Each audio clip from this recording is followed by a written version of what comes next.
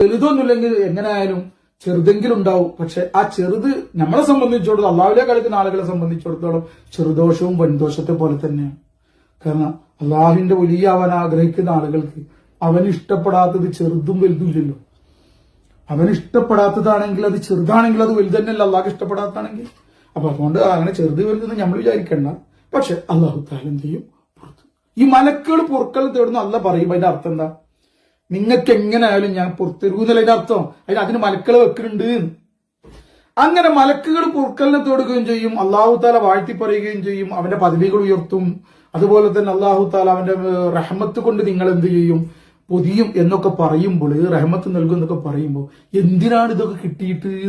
മലക്കൾ പൊറുക്കലിനെ തേടിയിട്ട് എന്താ ഈ അവസ്ഥ കിട്ടിയിട്ട് എന്താണെന്ന് വെച്ചിട്ടുണ്ടെങ്കിൽ, ഒന്ന് ആശയങ്ങളെ സംബന്ധിച്ചോ മതി, അതന്നെ വലിയതാണ്. പക്ഷെ അന്ന് വീണ്ടും പറഞ്ഞു തരാണ്, നിങ്ങളെ പദവികൾ ഉയർത്താൻ വേണ്ടിയിട്ടാണ്. അതിനെങ്ങനെ? ലിയുഖ്രിജക്കും ആയത്ത് പറയാണ്, ഹുവല്ലദീ യുസല്ലി അലൈക്കും വമലായികതുഹു ലിയുഖ്രിജക്കും മിനൽ ദുലുമാതി ഇലന്നൂർ. ദുലുമത്തിൽ നിന്നും നൂറിലേക്ക് പ്രവേശിച്ച് നിങ്ങളെ പുറപ്പെടുവിക്കാൻ വേണ്ടിയിട്ടാണ് ഇതൊക്കെ. അപ്പൊ അള്ളാഹ്ക്ക് നിങ്ങളെ ഇഷ്ടമായി, നിങ്ങൾ അള്ളാഹിനെ നല്ല കുറെ ധാരാളം ഓർത്തപ്പെടും. അള്ളാഹുവിന് ഇരുനേരവും തസ്ബീഹ് ചെയ്യുന്നവരായപ്പോൾ അള്ളാഹ്ക്ക് വല്ലാത്ത ഇഷ്ടം. നിങ്ങളെ ഇപ്പോഴുള്ള ഈ മോശമായ അവസ്ഥയിൽ നിന്നും പ്രകാശത്തിലേക്ക് നിങ്ങളെ പുറപ്പെടുവിക്കണം. അതിന് അള്ളാഹ് ചെയ്യണ പണി അതൊക്കെ. മലക്കളെ കൊണ്ട് പൊറുക്കൽ തേടാൻ കുറച്ച് ആൾക്കാർ, പരിശുദ്ധരായ ആളുകൾ, അള്ളാഹ് സ്വീകരിക്കുന്ന ആളുകൾ.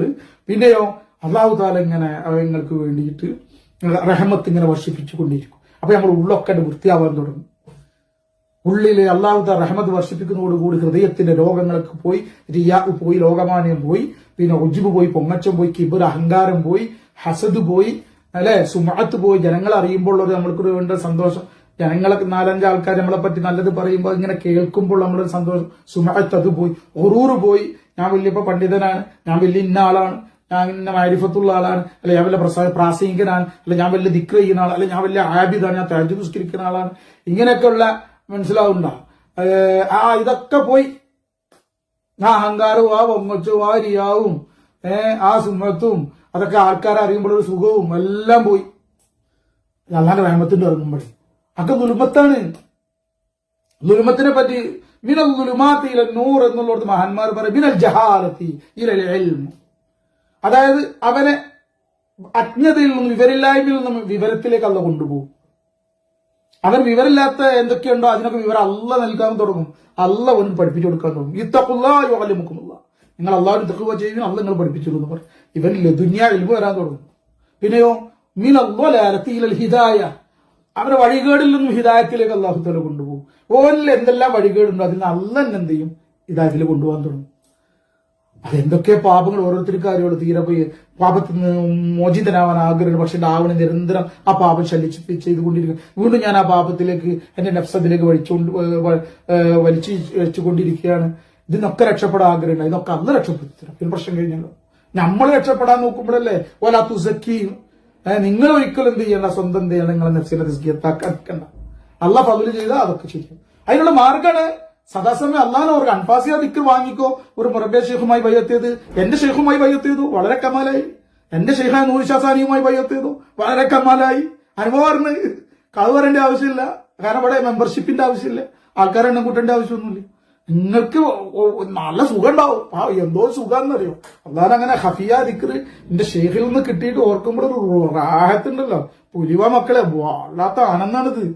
ഇത് അള്ളാന്റെ ദിക്ർ വല്ലാത്ത മാധുര്യാണ്. ഒന്ന് വാങ്ങി നോക്ക്, അതൊക്കെ ചെയ്യേ.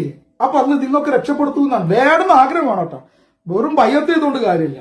എനിക്ക് ഇങ്ങനെയുള്ള എന്നിൽ ഇന്ന ദുലുമത്തുകളുണ്ട്, ഇന്ന പാപങ്ങൾ, ഇന്ന മോശത്തരങ്ങളുണ്ട്, ഇതിൽ നിന്നൊക്കെ രക്ഷപ്പെട്ടേ തീരുമെന്ന് കർക്കശത, അതിനൊരു വാശി. എനിക്കിത് രക്ഷപ്പെട്ട് മരിക്കണേന്റെ ഉള്ളിൽ എനിക്ക് രക്ഷപ്പെടണം, എനിക്ക് അള്ളാഹിന്റെ വലിയാവണം, അള്ളാഹുവിന്റെ ദിക്ർ കൊണ്ടുള്ള മാധുര്യം എനിക്ക് വേണം, അവന്റെ മാരിഫത്ത് കൊണ്ടുള്ള ആസ്വാദനം എനിക്ക് കിട്ടണം, അവന്റെ മാരിഫത്ത് കൊണ്ട് അവന്റെ പൊരുത്തം കിട്ടണം. ഇതൊക്കെ ഒരു വാശി പോലെ വേണം. അങ്ങനത്തെ ഒരു ഇത് പറ്റും. അല്ലാതെങ്കിൽ ദിക്റല്ല അതിന്റെ അപ്പുറം കിട്ടിയിട്ടുണ്ടെങ്കിൽ അതിന്റെ വില ഇല്ലാത്തവർക്ക് അതിന് 100 അള്ള കൊടുക്കൂല. ആ 100 സെൽഫ് ചെയ്യും അള്ളാഹു താല. ഷെയ്ഖ് ഇട്ട് കൊടുത്താൽ അള്ളാഹ് സെൽഫ് ചെയ്യും. കാരണം എന്താ, നോക്കൂ, അള്ളാഹു കുറച്ചൊക്കെ നോക്കും. ഓർക്ക് അതിന്റെ മഹത്വം ഒന്നും ഇല്ലെങ്കിൽ ആ മഹത്വം ഉള്ളവർക്ക് അല്ല കൊടുക്കും. അത് മാറ്റും. പിന്നെ ഒരു വായു മാത്രമായിട്ട് മാറും അൻഫാസിയതിക്ക്. അതിനകത്തൊരു കാത്തിരക്ഷിക്കട്ടെ.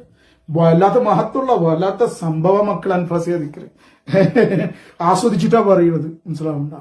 ഇപ്പോഴും അതിന്റെ ആസ്വാദനത്തോട് കൂടിയിട്ട് തന്നെ പറയുന്നത് അൽഹംദുലില്ലാ, അള്ളാഹു നൽകിയ അനുഗ്രഹമാണ് നമ്മളെ എവിടെയൊക്കെ എടുക്കുന്നത്. നമ്മുടെ ശൈഖന്മാരെ ആ ഒരു ദുആയും അവിടെ തവജ്ജും അവരുടെ ആ ഒരു നോട്ടത്തില് അവര് അള്ളാഹിനോട് ദുആ ചെയ്ത് നമുക്ക് വാങ്ങിത്തരണല്ല, അത് നമ്മളതൊന്നല്ല.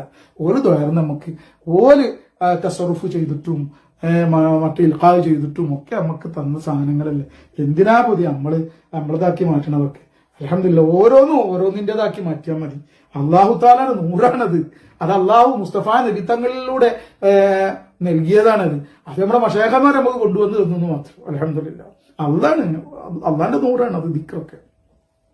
ആ ചുരുക്കം പറഞ്ഞിട്ടുണ്ടെങ്കിൽ അൽഹംദുലില്ലാ, അങ്ങനെയൊക്കെ നിങ്ങൾ അങ്ങനെയൊക്കെ ചെയ്യുകയാണെങ്കിൽ രാവിലെയും വൈകുന്നേരം തസ്ബീഹ് ചെയ്യൽ, അള്ളാഹുവിന് തസ്ബീഹ് ഇതൊക്കെ ചെയ്യണേ. ആ തസ്ബീഹ് ഞാൻ പറയാം, സബ്യഹൂഹു എന്ന് പറഞ്ഞ നാവ് കൊണ്ട് മാത്രം തസ്ബീഹ് ചെയ്യലല്ല. സഹാബാക്കൾക്ക് അള്ളാഹുവിന്റെ റസൂൽ അള്ളാഹുവിന്റെ ആ ഷാനെ തൻസീഹിയായ പരിശുദ്ധാവസ്ഥയെ സംബന്ധിച്ചും അള്ളാഹു താലാന്റെ സ്വമദീയത്തിനെ സംബന്ധിച്ചും അഹദീയത്തിനെ സംബന്ധിച്ചും വഹദത്തിനെ സംബന്ധിച്ചൊക്കെ സഹാബാക്കൾക്ക് അള്ളാഹുവിന്റെ റസൂല് മഅരിഫത്ത് നൽകിയതിന്റെ അടിസ്ഥാനത്തിൽ അവർ തസ്ബീഹ് ചെയ്യുമ്പോൾ ഒരു വ്യത്യാസം തന്നെയാണ്. അത് നമ്മൾ കുറച്ചെങ്കിലും നമ്മൾ കരസ്ഥാക്കണം ശേഖന്മാരെത്തുന്നു.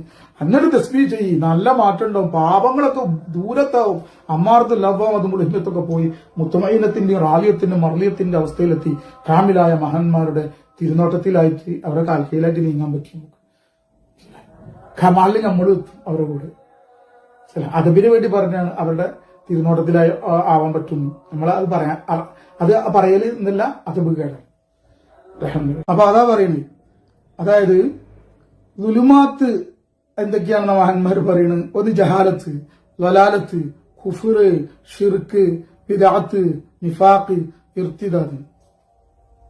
പിന്നെ പാപങ്ങൾ, വൻപാപങ്ങൾ, ചെറുപാപങ്ങൾ,